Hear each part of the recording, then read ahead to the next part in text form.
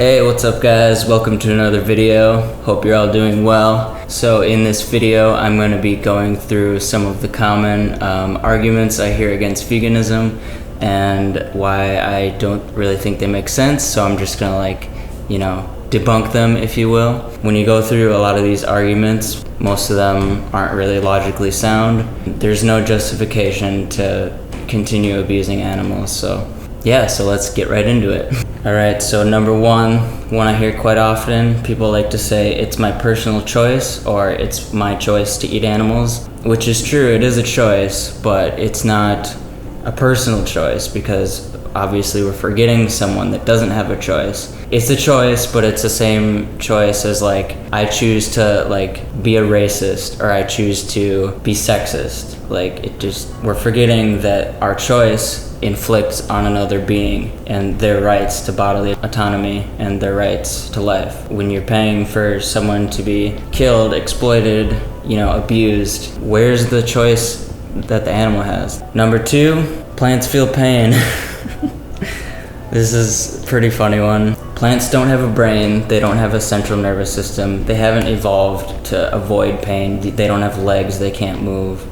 I agree, plants are intelligent and they do react to stimuli in their environment, but they're not sentient. Even if the scientific consensus was that plants feel pain and we were convinced that they do feel pain, vegans actually consume the least amount of plants because the animals that non-vegans eat are fed with far, far more plants than vegans eat directly. So it just doesn't make any sense. Number three, crop deaths.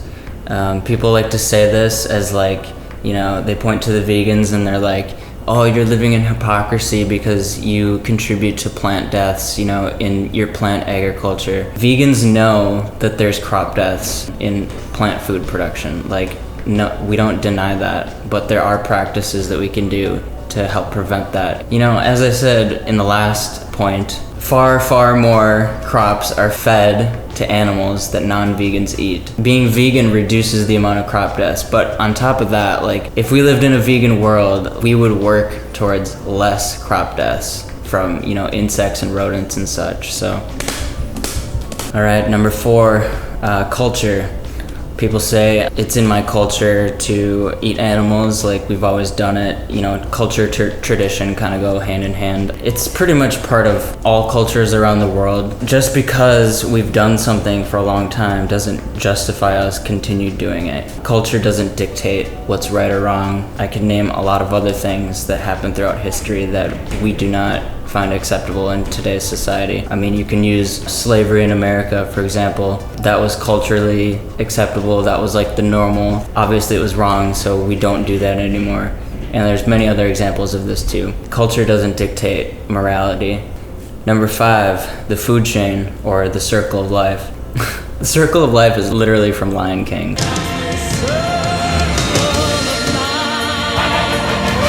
People like to point to nature and say, well, animals eat other animals. It's all part of the system. Animals do eat other animals, and we are animals after all, right? They don't have a choice. They don't have moral agency to decide what's right and what's wrong. We do. We have the choice to not harm or to harm others. Why wouldn't we choose to not harm others? Number six, veganism is extreme. Well, what's more extreme? Asking people to stop harming animals, having conversations with people, or stabbing an animal in the throat for a sandwich that you don't need. Number seven, veganism is too expensive. The cheapest foods in the supermarket are all vegan. They just happen to be the healthiest foods too, like rice, beans, legumes, pasta, oats, potatoes, leafy greens, bananas, seasonal fruit. There's so many.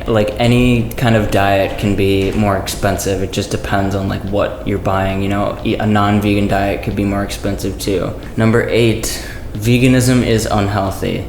Where am I going to get my protein, my B12, my omegas, my iron? Well, you can get all these nutrients easily on a plant-based diet. I'm just going to point to the Academy of Nutrition and Dietetics for this one.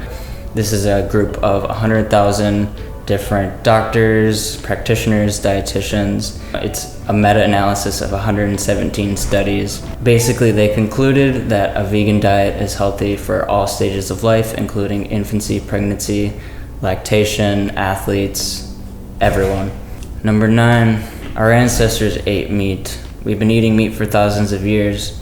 It's true, I don't deny that for one second. In a modern world today, 2020, there's no justification to still be eating animals, exploiting them, killing them.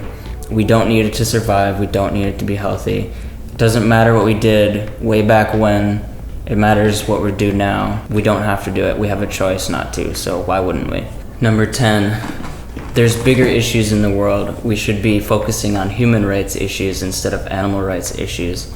You know, veganism doesn't take away from those issues. There's a lot of issues in the world, and you can care about more than one thing at one time. It doesn't have to be like you pick one or the other. You can do both. I know many vegans who speak up about multiple issues, including myself, so you can still focus on human rights issues and not pay for animals to be killed and exploited. It is a justice movement for the animals, but even within veganism, there's a lot of human rights issues as well. 1 to 3 trillion animals every year being exploited, killed, and murdered, and these are beings that feel pain, suffer, want to live, have emotions, personalities. They're sentient just like us. Why wouldn't we be fighting for animal rights as well? It's a human supremacy mentality, really. Number 11, I grew up on a farm.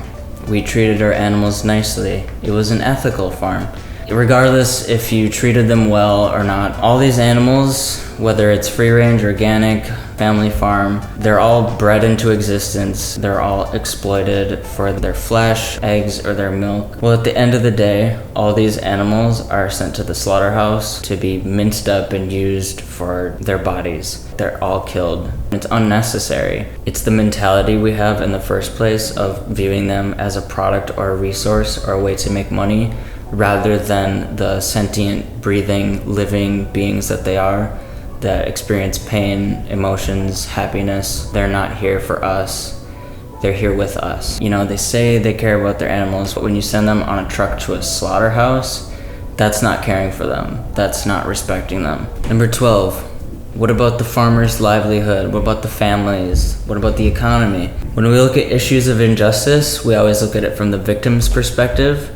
In the abolition of slavery, we weren't worried about what the slave owners were going to do for a job. They can find another job. Farmers can find another job, start farming plant foods instead. Number 13, morality is subjective. I tend to believe that we all have some of the same morals when it comes to animal abuse. You know, 99% of people are going to say that they're against animal abuse. Put yourself in the animal's position. If you wouldn't want it done to you, then it shouldn't be done at all. Number 14, my religion says I can eat animals. Nowhere in any religious text says that you have to eat animals. With those texts written so long ago, maybe back then it was a necessity, but today in 2020, it is absolutely not a necessity. You have a choice either to be cruel or to not be cruel.